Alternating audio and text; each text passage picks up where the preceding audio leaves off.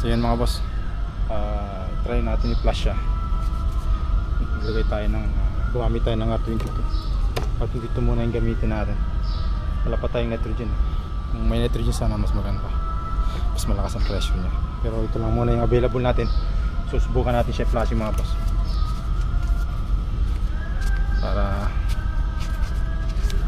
malinis talaga yung jelly niya. Takpan lang natin para may pressure siya, masyado taas ang pressure.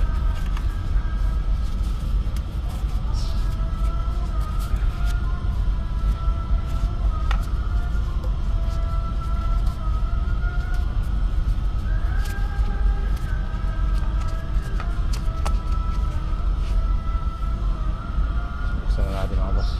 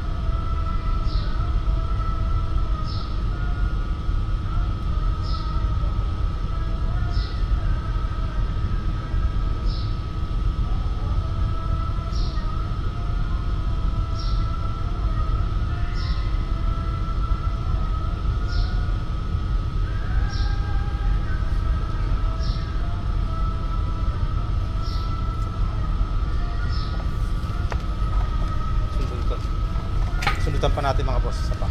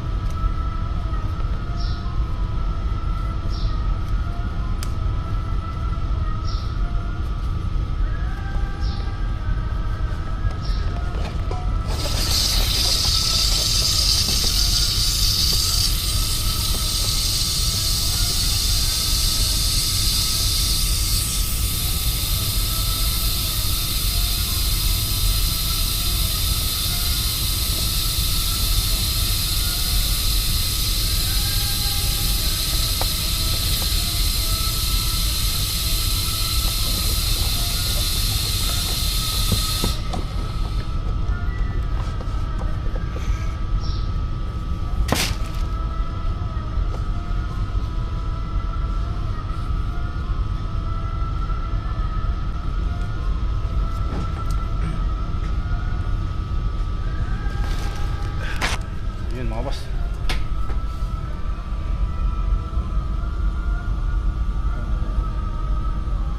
tuloy-tuloy naman na yung tubig niya.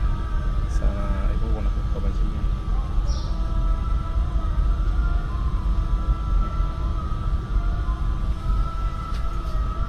Sana hindi na siya magparado.